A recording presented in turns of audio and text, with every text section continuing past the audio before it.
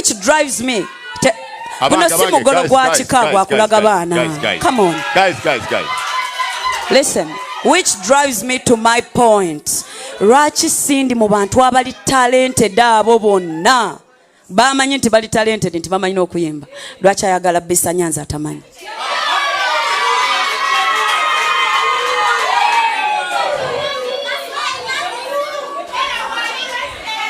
All right. What happened about, I think, a month ago is I was approached by the team from Victoria University. But apart from now, even before, hold on. Can you allow her to speak? Let me answer one question at a time. As I was approached by Victoria University, and they paid me really good money for this gig. Guys, please. You understand? So I thought this is really good business. For me, it is business. Yeah. And I did it. Had nothing to do with... But even before Victoria University, Cindy, 3 years ago, you wanted a battle. When kama webale nnyo, Cindy webale nnyo. Why do you want to battle talentless people? Cindy webale nnyo, Queen kama webale nnyo. Thank you. Ngenda kwanirizayo ebibuuzo bibiri okuva mu Ludda. Eno bibiri, neno bibiri. Ngenda kusabayo kansabe producer wange bajje ku stage. Babiri benoza babiri bajje ku stage. Nano babiri bajje ku stage. Does that make sense, my producer, Chris? Kwa tuli live loud and clear. Yeah. Njagala nkulayo bulungi. Babiri bajje wano n'abano babiri bajje eno. Tukuze ebibuuzo bibiri. Kale jangu. Aha. Wisdom kai. Babiri muyimirirawo nawe yimirirawo. N'abano bajje wano. Let's do this fast. Okay.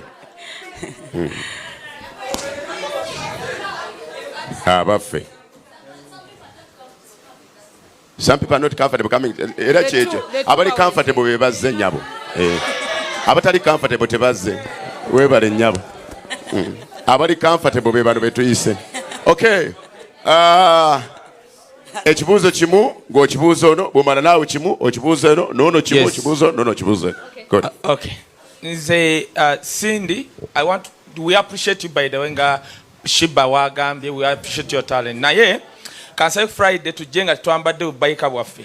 Kakati mbadde nze nsaba buli muntu yenna Cindy kyoyogera but street people they can produce. Era tuyita ku bali abakalamojja nga bazadde. Kitegeeza okuzaala isirayisi buli musiru azaala. Naye ekibuuzo kyange kabagazi bokka ekibuuzo kyange kiri kimu kyokka nkijje ku Cindy kyayogedde. Ekibuuzo kiri bwesti agambye Sheeba nti buuza kibuuzo ekibuuzo kyembuuza agambye Sheeba nti yazimba empire without a talent. Njagala musaba tuweeyo bannayuganda babiri abaali bazimbye empire yenkana ya Sheeba nga tebalina talent. If I've never woken up one day and asked you for a place to sleep and food to eat, I'm good. You understand? For me, it's about the happiness in the soul. For me, it's more important than anything.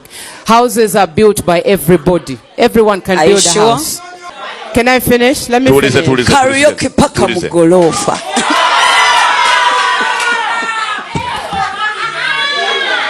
Let me finish. Yeah. What I think makes you unique is the fact that you have established an empire with no talent. That's what makes you unique. We're all here because... So you believe I have a talent? No, you don't. I just said you don't. But no, I actually didn't say that.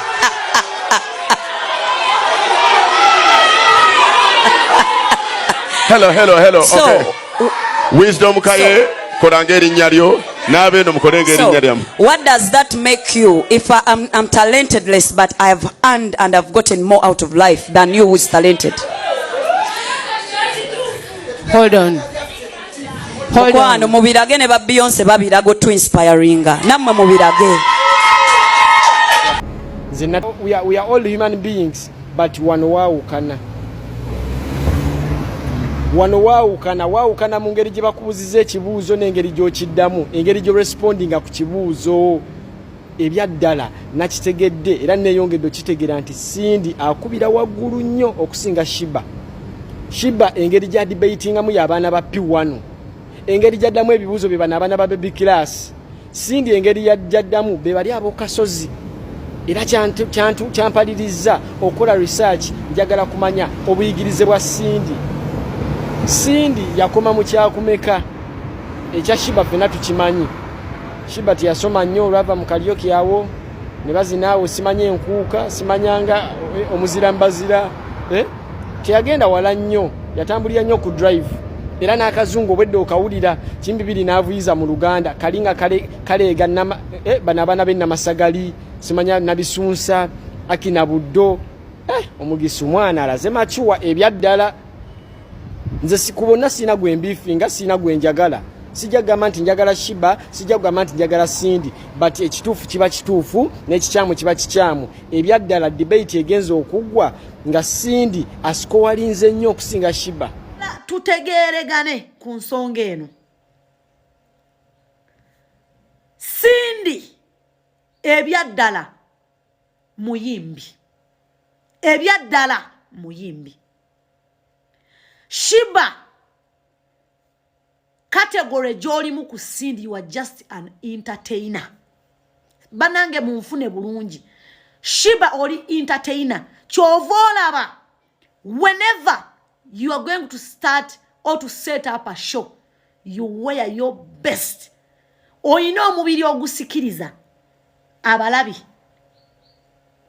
Olina obugambo bw'okozesa obwajenvuddewo obutakoma. That sympathy tone.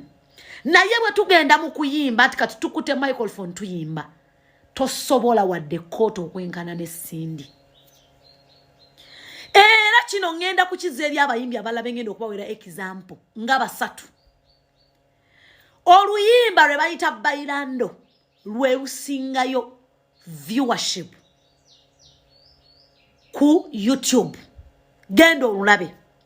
Naye tekijjawo fact, tekijjawo the mere fact nti omugenzi Michael Jackson ennyimba ze zezisinga okuhitinga paka n'olunaku lwaleero.